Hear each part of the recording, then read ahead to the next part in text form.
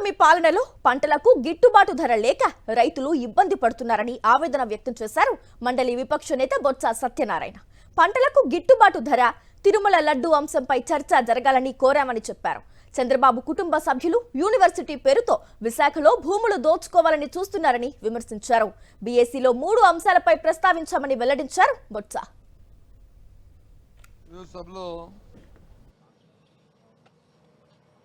ఏదైతే ఆ దేవదేవుడి మీద నైవేద్యం మీద ముఖ్యమంత్రి చంద్రబాబు నాయుడు గారు లేనిపోయిన అపాధులు చేశారు, వాటి మీద చర్చ జరగాలని మేము డిమాండ్ చేశాం. అక్కడికి బీఎస్సీ మీటింగ్ జరిగింది. బీఎస్సీ మీటింగ్లో వచ్చి దానికి బిజినెస్ అడ్వైజరీ కమిటీలో దాన్ని ఒప్పుకోవడం జరిగింది. యాజ్ యూజువల్గా 24, 23వ తారీఖు ఈరోజు లా అండ్ ఆర్డర్ ఉంది కాబట్టి మరి సమయం అయిపోయింది కాబట్టి దీన్ని రేపు పెట్టుకొని, అలాగే ఎల్లుండు అగ్రికల్చర్ పెట్టుకొని 26వ తేదీ నాడు ఏదైతే తిరుపతి లడ్డు అనే అంశం మీద ఆ దేవదేవుని నైవేద్యం మీద లేనిపోయిన అపాధ చేసిందో ప్రభుత్వం ఏ రకంగా ఆ పేరు పెట్టుకుని ఇంద్రాపూర్ అనే డైరీ హెరిటేజ్ అనే సంస్థ వెనకాల నుండి ఏ రకంగా దోచుకుంటున్నారో రాష్ట్రంలో అవన్నిటి మీద చర్చ జరగాలని కోరాం. ఆ చర్చ 26వ తారీఖు నాడు మరి అంగీకరించింది. బీఎస్సీలో మేము 3 అంశాలను ప్రధానంగా మేము ప్రస్తావించాం, దాన్ని కావాలని కోరాం. 1, రాష్ట్రంలో శాంతి భద్రతలు పూర్తిగా క్షీణించాయి. శాంతి భద్రతలు లేవు, ఎక్కడ చూసుకున్నా సరే. పరిపాలన గాలి కుదిశారు. కక్షలు కార్యక్రమాలతో అరెస్టులు చేస్తూ పోలీసు యంత్రాంగం చేతిలో తీసుకుని కార్యక్రమాలు చేస్తాం. దీని మీద చర్చ జరగాలని డిమాండ్ చేశాం.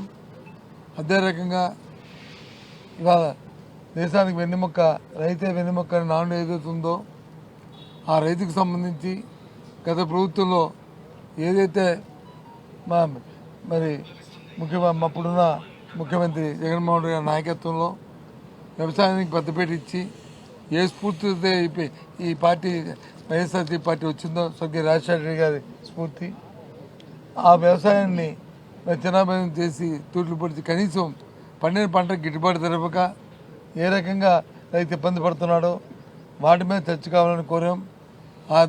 అంతేకాదు, దాంతోపాటు కనీసం ఇన్సూరెన్స్ కూడా ప్రభుత్వమే గొప్పగా చెప్పింది, మేము ఇన్సూరెన్స్ కడతాము, మా రైతే కట్టుకోవాలని అని చెప్పి కనీసం ప్రభుత్వం కట్టవలసిన వాటాను కూడా ప్రభుత్వం కట్టక హార్టికల్చర్కి అయితే అసలు తోటలకి, మామిడి తోటల కాడికి ఇన్సూరెన్స్ ప్రభుత్వం ప్రభుత్వం కట్టవలసిన వాటాను కూడా కట్టట్లేదు.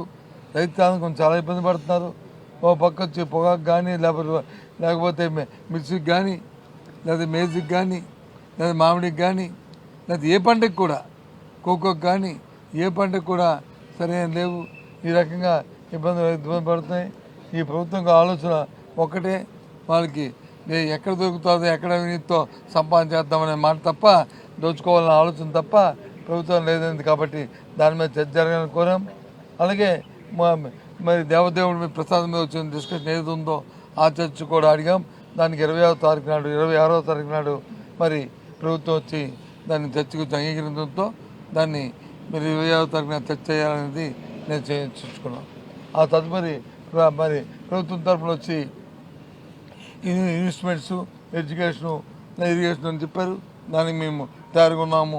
ఆ కార్యక్రమాలు కూడా వాటి మీద కూడా చర్చిద్దామని మేము కూడా దానికి చెప్పాము. వాటి మీద జరుగుతున్న ఏదైతే ఇన్వెస్ట్మెంట్స్లో మరి భూముల్ని కారు చౌకగా చూసాం. మనం వైజాగ్లో చూసాం ఏ రకంగా చంద్రబాబు నాయుడు కుటుంబ సభ్యులు ఏదైతే యూనివర్సిటీ పేరున, గీతం యూనివర్సిటీ పేరున సుమారు 5,000 కోట్ల భూముల్ని ఏ రకంగా దోచుకోవడానికి ప్రయత్నం చేస్తున్నారు. లొల్లు అనే సంస్థకి ఏ రకంగా మరి ప్రభుత్వంలో ఉన్న వాళ్ళు పెడుతున్న ఇన్వెస్ట్మెంటే 500-600 కోట్లు అయితే, ప్రభుత్వ భూమి 1,000 కోట్ల రూపాయల భూములు వచ్చి వాళ్ళు దారదత్తం చేయడానికి ప్రయత్నం చేస్తున్నారు. అంతేకాకుండా నిన్న మనం పెట్టిన స్టార్టప్ కంపెనీలకు కూడా మరి ఉచితంగా వాళ్ళు 99 పైసలకి, లేకపోతే మరి కారు చౌకగా భూములు ఇచ్చి మరి దోచు తింటున్నారు. ఈ అంశాలన్నింటి మీద కూడా చర్చించాలని మేము కూడా పట్టుదలగా అడిగాం. దాని మీద కూడా చర్చకి అవుతుంది. ఇది ఇవాళ జరిగిన అంకుశం చూస్తే కూలంకుషంగా జరిగిన ఒప్పందాలు, జరిగిన బిజినెస్ అడ్వైజరీ కమిటీ తీసుకున్న నిర్ణయాలు ఇవి. ఈ విషయం ఇందాక మా సభ్యులు ఈ 2-3 రోజుల్లో జరిగిన పరిణామాలు మీరు చూశారు. ఆ రోజు హౌస్లో ఈనాడు పేపర్లోను కానీ లేదు ఆంధ్రజ్యోతి పేపర్లో కానీ సభ్యులు వచ్చి వెంకటరామూర్తి దేవదేవుడి తాలూకా పటాన్ని చెప్పులతో చేసుకుని పట్టుకున్నారని చెప్పి మరి ఫోటోలు వచ్చి ప్రచురణ జరిగింది.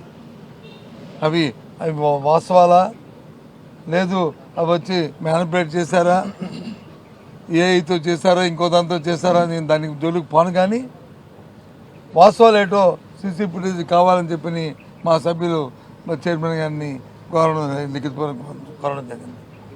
చైర్మన్ గారు ఇచ్చిన ఫుటేజ్లో ఇప్పుడు మాకు కూడా ఇస్తామని చెప్పారు. అది బీఎస్సీ మీటింగ్లో చూపెట్టారు. అందులో చూస్తే ఆ విషయాలు ఏవి లేవు. సభ్యులు ఫోటోలు కానీ ఆ చెప్పులు వేసుకున్నట్టు కానీ ఏ ఒక్కటి కూడా అందులో లేదు. కాబట్టి దాని మీద ఏ రకంగా బయటకు వచ్చినాయి, ఏ రకంగా మార్పింగ్ చేశారు, ఏ రకంగా ఈ కార్యక్రమాన్ని చేశారు, దాని మీద కూడా చర్యలు తీసుకోవాలని బీఎస్సీ కమిటీలో మేము పట్టుబట్టాం. మా సభ్యులందరూ అందుకే స్పీకర్ పోడియం దగ్గరికి స్పీకర్ మరి చైర్మన్ గారు రూమ్ దగ్గర వెళ్ళి చైర్మన్ రూమ్ దగ్గరికి వెళ్ళి వీళ్ళందరూ కూడా డిమాండ్ చేయడం కూడా జరిగింది.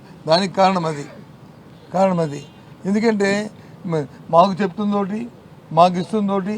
మీ పత్రికల్లో ఏదైతే అధికార పార్టీకి తొత్తులుగా అధికార పార్టీ కొమ్ము కాస్తున్న పత్రికలు ఏవైతే ఉన్నాయో ఆ కొమ్ము కాస్తున్న పత్రికల్లో వచ్చి ఒక విధమైన ఫోటోలు ఒక విధమైన విజువల్స్ వస్తున్నాయి.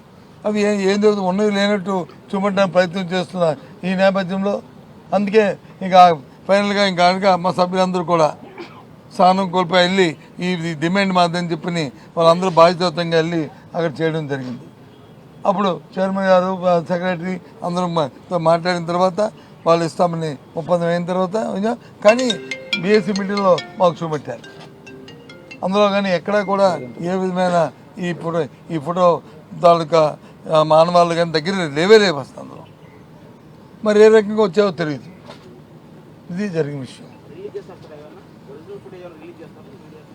వాళ్ళు మాకు ఇచ్చిన మీకు రిలీజ్ చేస్తాం. సాయంత్రం ఇస్తాను మాకు ఇస్తే మీకు రిలీజ్ చేస్తాం.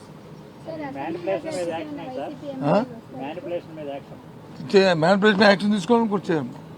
ఏదైతే మాకు ఇచ్చారో మాకు ఇచ్చినమే మరి పత్రిక కూడా ఇవ్వాలి కదా. లేదా పత్రికలకు ఇస్తే మాకు కూడా ఇవ్వాలి కదా. లేదా అధికార పార్టీకి ఇస్తే మాకు కూడా ఇవ్వాలి కదా. మాకు ఇస్తే అధికార పార్టీకి ఇవ్వాలి కదా. అందులో ఈ అంశాలు లేనప్పుడు మరి చర్య తీసుకోవాలని ఇప్పటికే రైటింగ్లు ఇచ్చాం. మేము ఇవ్వడం ఏంటి, చైర్మన్ గారు కూడా కొద్దిగా బాధపడ్డారు. ఆయన కూడా బాధపడ్డారు. ఆయన కూడా రైటింగ్లో ఇచ్చారు. ఇవి ఎలాగొచ్చాయి బయటికి, ఇవి తప్పు కదా, నాకు మరి ఇవ్వలేదు కదా, నాకు చూపెట్టలే కదా, నాకు చూపెడితే నేను కూడా దీని మీద సభ్యుల్ని అడిగావాడిని కదా వివరణ, ఎందుకు ఇవ్వలేదు ఏంటి, ఇది ఎలాంటి వాస్తవాలు కాదు కదా, ఇలాంటివి చేయకూడదు కదా చైర్మన్ కూడా వాళ్ళని అడిగారు.